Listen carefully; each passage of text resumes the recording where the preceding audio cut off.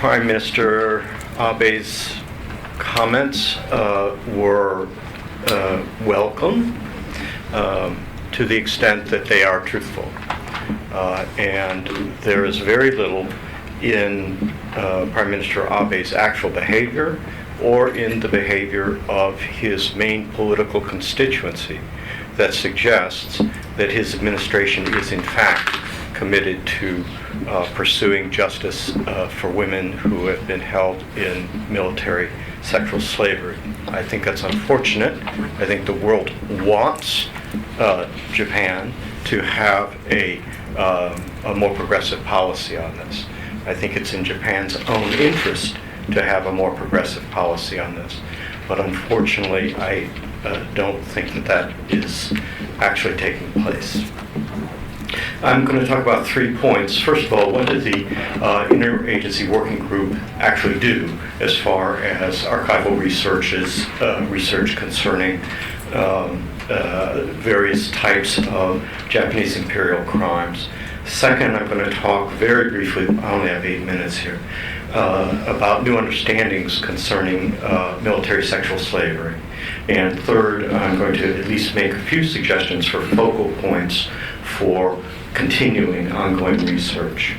The IWG was founded by U.S. legislation, and what it did is it went into archives and attempted to identify records in which either Nazi war criminals or Japanese imperial war criminals had relationships with the United States government.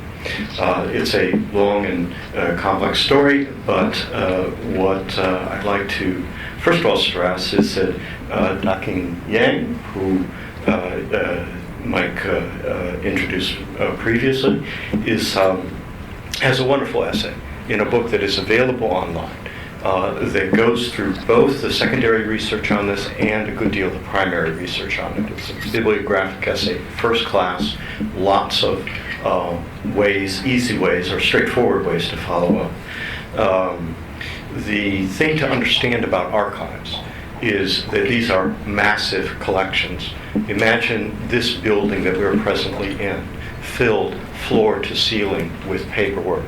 And much of the paperwork is not particularly well organized. There are no indexes, very few name keys, so forth and so on. So understanding, finding materials in these archives is a very challenging task. We can talk more about how it's done. There are claims that have been made publicly that no materials concerning comfort women were found in these archival searches. That is false. It's false on its face. It's false on even on the basis of references that the main advocate of this point of view is making. He will say in one voice, there's no new materials, and furthermore, this material shows that the charges that comfort women have made are false. I think that that's very disreputable, and I think it's quite unfortunate and not in Japan's interest to put people like that on the payroll. But be that as it may, there are archives. They can be found. They are very difficult and challenging research tasks. Some of you know this very well. It's not unique to comfort women. It's not unique to the Japanese situation.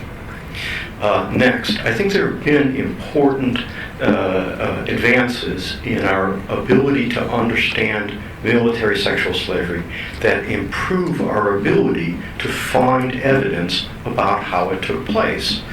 For example, we've known since at least the mid-1990s that there are many different forms of military sexual slavery that took place during World War II, and there are different paths by which women found themselves entrapped in this.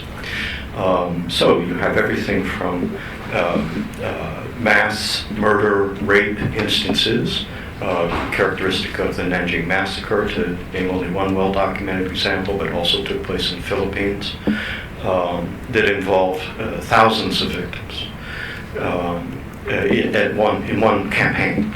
Then you have the organized, government-sponsored military brothel system, sometimes called the comfort centers, that were spread across Asia. Then you had the Yanfu volunteers, which are a misunderstood group. These are women, particularly of Korean nationality, but also sometimes Chinese, who volunteered for industrial service on the basis that they could get jobs. And sometimes it is mistakenly put forward that all of these volunteers were made into sexual slaves. That is not true. But the fact that it's not true is sometimes used as a claim that therefore there were no comfort military brothels at all. So we have to be careful about exaggerations. What was the relationship between the industrial volunteers and the military sexual slavery is that the military sexual slavery was used as a punishment for those women who made trouble, who tried to run away, who asked for more food, and so on. So this was part of the threat of being shipped to a rape camp, which people understood the character of these camps, at least in a public sort of understanding. The threat of being shipped to a rape camp, that was part of the control mechanism by which volunteers were kept in line. Results of the interagency working group is that they succeeded in declassifying literally tens of millions of records that had previously been inaccessible, although in the United States archives.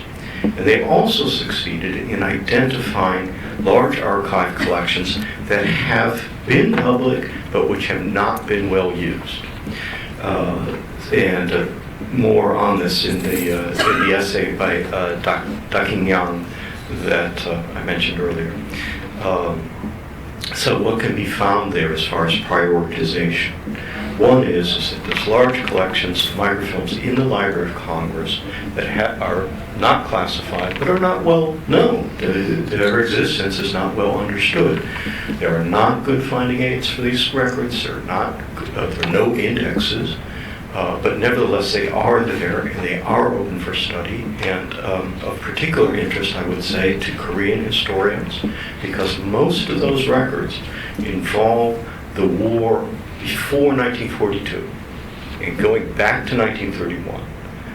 And so this is where Japan's own foreign ministry records and some of their law enforcement records and so on ended up in Japan, were subsequently captured by the United States, were eventually microfilmed, were eventually shipped back to Japan.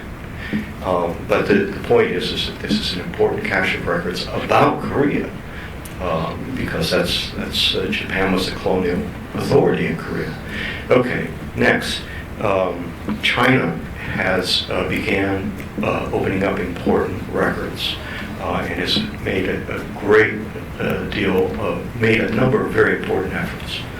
Next, the war crimes, the so-called Tokyo war crimes trials, the Far Eastern tribunals, as well as a number of small, so-called smaller prosecutions that involved trials of about 5,000 people.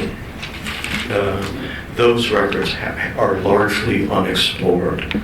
Again, serious problems with accessing them, but nevertheless a very rich source of information about allegations of war crimes. In particular, there's a missing set of missing set of records from the UNWCC, that's the United Nations War Crimes Commission of that period. And their job was to gather together all the information possible about crimes of war and prosecutions planned by one party or another. The UNWCC records for China have disappeared, according to the United Nations. But my guess is that they haven't been, that it is a reasonable possibility that they could be either in the People's Republic of China or on Taiwan, because both of those groups were part of the Chinese government during that general time period. Okay. Korea's own archives. Korea's had very difficult times establishing archives because of civil wars, because of war. Everybody knows the reasons. But nevertheless, these archives are almost entirely untouched as far as study of military sexual slaves. I could go on, and I'd be glad to answer questions about other possibilities for research, but I'll take a pass, and we can come back to that later if people are interested.